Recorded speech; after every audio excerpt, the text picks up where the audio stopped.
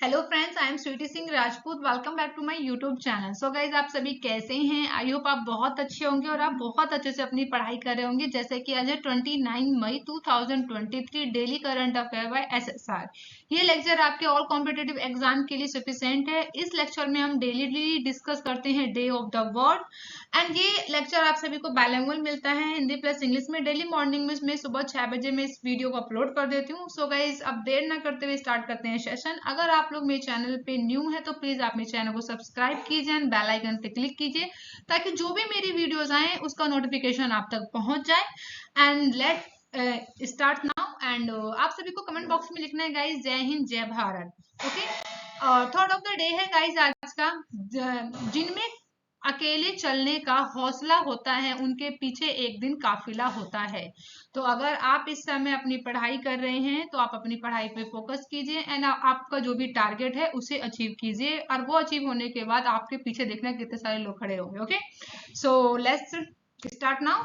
And जैसा कि आज है 29 मई 2028 नहीं है गाइज, यहाँ पे हम थोड़ा चेंज करेंगे, 23 कर लीजिएगा। Okay, 23 and daily current affair by SSR. So first question है गाइज आप सभी के सामने, हाल ही में किस राज्य की जीसीसी की अरुप कॉफी को जैविक प्रमाण पत्र मिला है? Recently which state coffee of GCC Arup coffee has got organic certificate? अभी हाल ही में जीसीसी यानी कि अरुप कॉफी, जीसीसी के बारे में बात करें क्या है। जीसीसी ने अरुप कॉफी को जैविक प्रमाण पत्र दे दिया है। तो कहाँ की है ये अरुप कॉफी, उसके बारे में बात कर ले तो ऑप्शन ए इज करेक्ट हो जाएगा। ओके, यानी कि Andhra Pradesh is correct option है। अरुप कॉफी जो है आपका आंध्र प्रदेश का है, जहां के जीसीसी ने वहां के जैविक प्रमाण पत्र इसे दे दिया है इस कॉफी को। ओके, तो बात करेंगे गिरिजन सहकारी निगम, जीजीसी की फुल फॉर्म है गिरिजन कोऑपरेटिव कॉर्पोरेशन को चिंतापल्ली डिवीजन आंध्र प्रदेश, यानी कि आंध्र प्रदेश के आदिवासी कॉफी किसानों ने कॉफी और काली मिर्च जीसीसी खरीद के लिए राष्ट्रीय जैविक उत्पादक कार्यक्रम प्रमाण पत्र प्राप्त कर लिया है। तो आपको याद रखना है कि अरुप कॉफी जो है आपका, उसे अभी जीसीसी को उन्होंने जैविक प्रमाण पत्र दे दिया है। तो ये कहाँ का है? आंध्र प्रदेश का है। ओके, सो अब डिस्कस करते हैं यहाँ पे सेकंड क्वेश्चन। हाल ही में कॉप 28 अध्यक्ष की सलाहकार समिति में शामिल हुए हैं। Who has recently join the COP 28 president advisor committee? तो एडवाइजर कमिटी के रूप में किन्हें चुना गया है कॉप 28 के तहत? तो पर्टिकुलर इमेज को आप देख के समझ ही गए होंगे गाइस कि मुकेश अंबानी को चुन लिया गया है कॉप 28 के अध्यक्ष के रूप में, जो कि सलाहकार समिति के अध्यक्ष होंगे। यहाँ पे डिस्कस करते हैं, रिलायंस इंडस्ट्री के अध्यक्ष और प्रबंध निदेशक हैं मुकेश अंबानी, जो कि जलवायु परिवर्तन पर संयुक्त राष्ट्रीय फ्रेमवर्क कन्वेंशन के लिए कॉन्फ्रेंस ऑफ पार्टीज के 28वें सत्र यानी कॉप 28 के अध्यक्ष की सलाहकार समिति के सदस्य नियुक्त कर लिए गए हैं। कॉप 28 के अध्यक्ष के सलाहकार समिति में सेंटर फॉर साइंस एंड बात करेंगे यहाँ पे centre for science and environment के महानिदेशक हैं सुनीता नारायण के अलावा मुकेश अंबानी भी एकमात्र भारतीय होंगे इसमें। ओके, नेक्स्ट क्वेश्चन है 20 बात करेंगे थर्ड क्वेश्चन की, हाल ही में कौन सा देश बेंगलुरु में एक नया वाणिज्यिक दूतावास स्थापित करेगा? तो recently which country will set up a new consulate in Bengaluru? तो अभी हाल ही में बेंगलुरु के साथ कौन सा देश मिलकर एक नया वाणिज्यिक दूतावास को स्थापित कर रहा है? तो करेक्ट ऑप्शन है ऑप्शन डी, यानी कि ऑस्ट्रेलिया। ऑस्ट्रेलिया ने अभी बेंगलुरु में एक नया वाणिज्यिक दूतावास को स्थापित किया है। ऑस्ट्रेलिया के प्रधानमंत्री हैं एंथनी एल्बनीज ने भारत के बेंगलुरु में एक नया ऑस्ट्रेलियाई वाणिज्यिक दूतावास खोलने की घोषणा की है। उन्होंने कहा है कि इस देश के बिजनेसों को भारत के बढ़ते डिजिटल और न्यू इनोवेशन से जोड़ने में मदद मिलेगा। वही बात करेंगे अब नेक्स्ट क्वेश्चन की, जो की है आप सभी के सामने फोर्थ, हाल ही में किसने इंडिया डिफेंस कॉन्क्लेव 2023 को संबोधित किया है? Who has recently addressed the India defence conclave 2023। तो करेक्ट ऑप्शन है ऑप्शन सी, यानी कि डॉक्टर जितेंद्र सिंह, इन्होंने अभी इंडिया डिफेंस कॉन्क्लेव 2023 को संबोधित किया है। सो इसी के बारे में जानकारी देखते हैं यहाँ पे। नई दिल्ली में इंडिया डिफेंस कॉन्क्लेव 2023 को संबोधित करते हुए डॉक्टर सिंह यानी कि डॉक्टर जितेंद्र सिंह ने कहा है कि प्रधानमंत्री मोदी ने रक्षा उपकरणों के स्वदेशी डिजाइन और विकास और निर्माण को प्रोत्साहन करने के लिए पिछले 9 वर्षों में कई निगत पहल की है, जिससे रक्षा क्षेत्र में आत्मनिर्भरता को बढ़ावा मिला है। केंद्रीय कार्मिक लोक शिकायत पेंशन राज्य मंत्री हैं डॉक्टर जितेंद्र सिंह। इन्होंने यह भी कहा है कि प्रधानमंत्री नरेंद्र मोदी के नेतृत्व में पिछले 9 वर्षों में भारत ने असीमित अंतरिक्ष को पार कर लिया है। और डॉक्टर जितेंद्र सिंह ने यह भी बताया है कि केंद्रीय मंत्रिमंडल ने 2023, 24, 2030, 31 तक 6,000 करोड़ रुपए से अधिक की कुल लागत पर राष्ट्रीय क्वांटम मिशन को मंजूरी दे दी गई है, जिसका उद्देश्य केवल है वैज्ञानिक और औद्योगिक अनुसंधान और विकास को बढ़ावा देना। वही क्वांटम टेक्नोलॉजी को एक जीवंत और अभिनव परिस्थितिकी तंत्र बनाना है।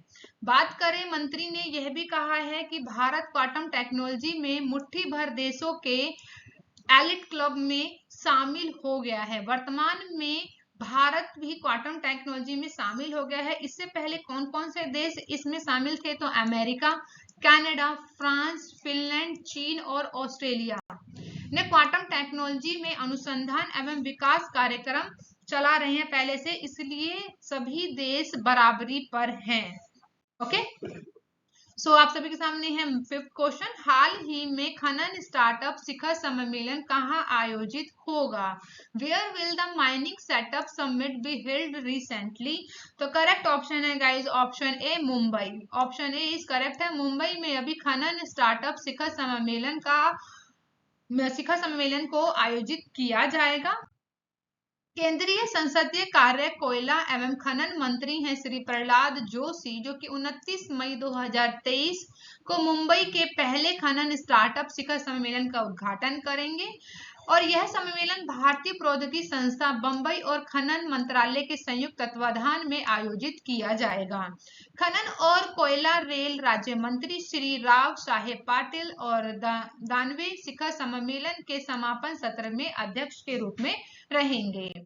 वहीं यह विशिष्ट सम्मेलन मुख्य रूप से नवाचार और तकनीकों पर ध्यान केंद्रित करेगा, जिससे प्रदर्शन और सुरक्षा में सुधार होगा तथा खनन एवं धातु विज्ञान के क्षेत्र में स्वायत्तता निर्माण में मदद मिलेगी।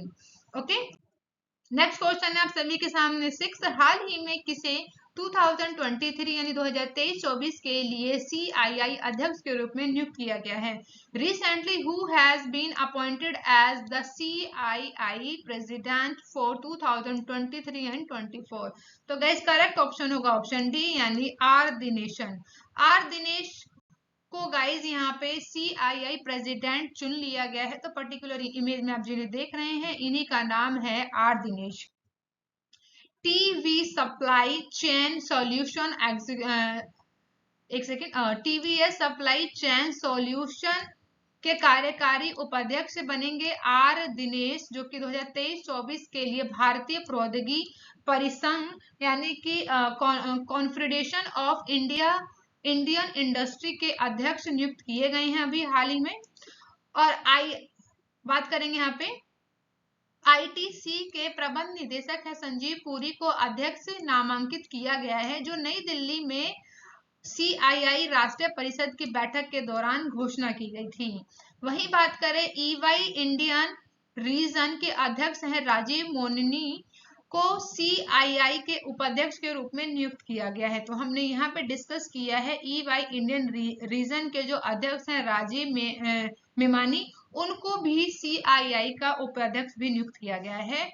और यहाँ पे अध्यक्ष की बात की गई थी, तो अध्यक्ष नियुक्त किया गया था CII यानी कॉन्फेडरेशन ऑफ इंडियन इंडस्ट्री के बने हैं, उनका नाम है आर दिनेश। ओके, आप सभी के सामने 7 क्वेश्चन है एंड डिस्कस करते हैं इस क्वेश्चन को। तो क्वेश्चन आप सभी के सामने, हाल ही में ऑटोमोबाइल प्लांट के लिए तमिलनाडु के मुख्यमंत्री ने किस देश के साथ समझौता किया है? With which country has the chief minister of Tamil Nadu recently sign an agreement for an automobile plant? तो अभी हाल ही में तमिलनाडु के मुख्यमंत्री ने ऑटोमोबाइल प्लांट के लिए किस देश के साथ समझौता किया है? तो गाइस करेक्ट ऑप्शन होगा 7 का ऑप्शन ए यानी जापान। जापान के साथ अभी तमिलनाडु के मुख्यमंत्री ने ऑटोमोबाइल प्लांट के लिए समझौता किया है। आप सभी मुझे कमेंट बॉक्स में बताएंगे कि तमिलनाडु के मुख्यमंत्री का नेम क्या है। ओके, तमिलनाडु और जापान के डाइसेल सेफ्टी सिस्टम एक्सचेंज ने तमिलनाडु के मुख्यमंत्री की उपस्थिति में एक MOU पर हस्ताक्षर किया है, जो राज्य के चेंगलपट्टू जिले में डाइसेल के ऑटोमोबाइल एयरबैग इन्फ्लेटर प्लांट के विस्तार के लिए समझौता किया गया है। कार्यक्रम में उद्योग मंत्री TRB राजा और राज्य के प्रबंध निदेशक V विष्णु भी उपस्थित रहे थे। ओके, आप सभी के सामने नेक्स्ट क्वेश्चन है 8। हाल ही में टीना टर्नर का निधन हुआ है, वह कौन थी? तो Tina Turner pass away recently, who was she? तो ये है टीना टर्नर जिनका भी हाल ही में निधन हो गया है। यह एक सिंगर थी यानी गायिका जिनका भी हाल ही में निधन हो गया है, Tina Turner. And queen of rock on roll Tina Turner एक लंबी बीमारी के बाद स्विट्जरलैंड के जोरिक के पास कुछ नाच में अपने घर में 83 वर्ष की आयु में इनका निधन हो गया है। अगर बात करें टीना टर्नर के बारे में, तो टीना टर्नर का जन्म जो है 26 नवंबर 1939 को हुआ था। उन्हें रॉक ऑन रोल की रानी के रूप में जाना जाता था। टर्नर ने 1957 में इके टर्नर के किंग्स ऑफ रिदम के साथ अपना करियर की शुरुआत की थी।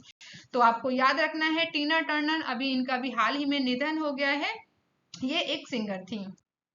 बात करेंगे नेक्स्ट क्वेश्चन जो कि है 9। हाल ही में किस देश ने अपना घरेलू अंतरिक्ष प्रक्षेपण यान KSLV द्वितीय यानी सेकंड नूरी को लॉन्च किया है? तो recently which country has launched its domestic space launch vehicle KSLV second नूरी?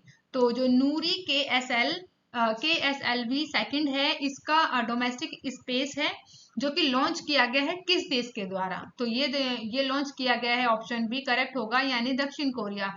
दक्षिण कोरिया का KSLV सेकंड नूरी है जो कि घरेलू स्पेस है, जो कि अभी हाल ही में लॉन्च किया गया है दक्षिण कोरिया के द्वारा।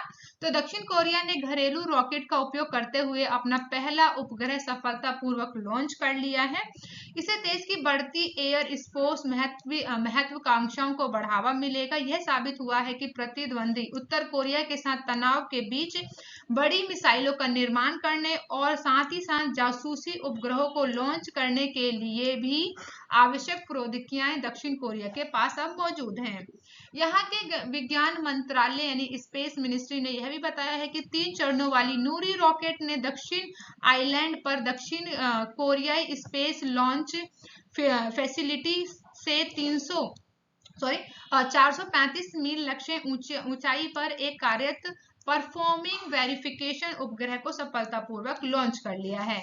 तो दक्षिण कोरिया ने अभी हाल ही में घरेलू रॉकेट का उपयोग करते हुए अपना पहला उपग्रह सफलतापूर्वक लॉन्च कर लिया है, जिसका नाम है नूरी। नेक्स्ट क्वेश्चन है आज के सेशन का लास्ट क्वेश्चन है जो कि 10 है। एंड हाल ही में किसने UPSC सदस्य के रूप में शपथ ली है? Who has recently taken oath as a member of UPSC? तो जिन्हें आप यहाँ पे इस पर्टिकुलर इमेज में देख रहे हैं, इन्होंने ही अभी UPSC सदस्य के रूप में शपथ ली है, जिनका नाम है Suman Verma. Option B is correct है। सुमन वर्मा ने अभी UPSC के सदस्य के रूप में शपथ ली है।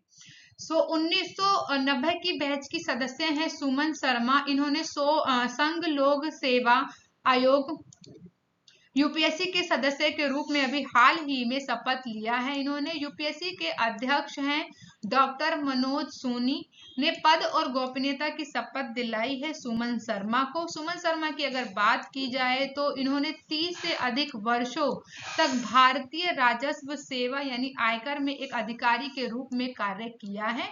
सुमन शर्मा की बात करें तो इन्होंने इंटरनेशनल टैक्सेशन, वही ट्रांसफर प्राइसिंग और export promotion scheme and power trading agreement में भी इन्हें विशेष विषयों से ये जुड़ी रही हैं, इसलिए इन्हें अभी यूपीएससी के मेंबर के रूप में चुन लिया गया है, सुमन शर्मा को।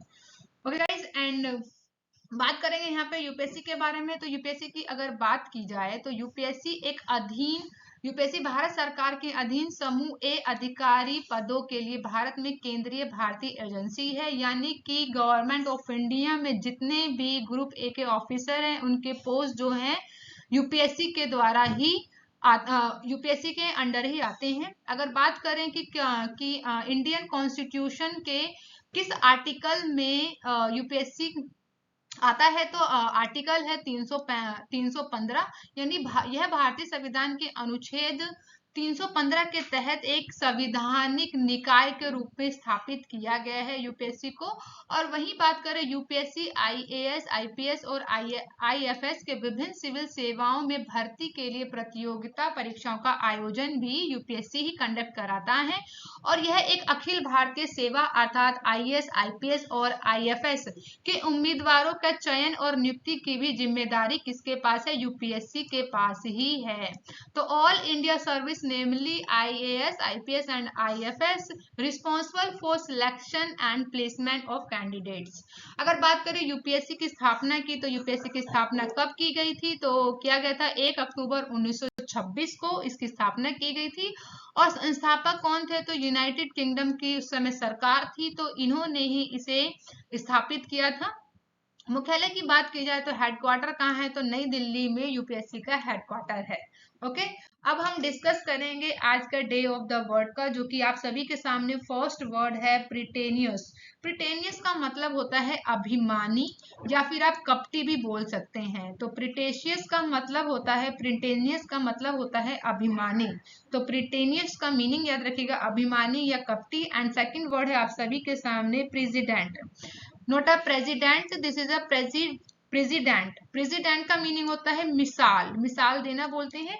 तो प्रेसिडेंट का मीनिंग होगा मिसाल। तो आप सभी इन दोनों वर्ड्स के ऊपर मेक द सेंटेंस बनाइएगा, ताकि आप सभी को ये वर्ड्स आपको याद रहें। Okay, thank you for watching guys, and आप मेरे चैनल को सब्सक्राइब कीजिए, लाइक कीजिए, एंड आप अपना बहुत ध्यान रखिए और बहुत अच्छे से पढ़ाई कीजिएगा। ओके, सो मिलते हैं नेक्स्ट वीडियो में। Take care and bye bye guys.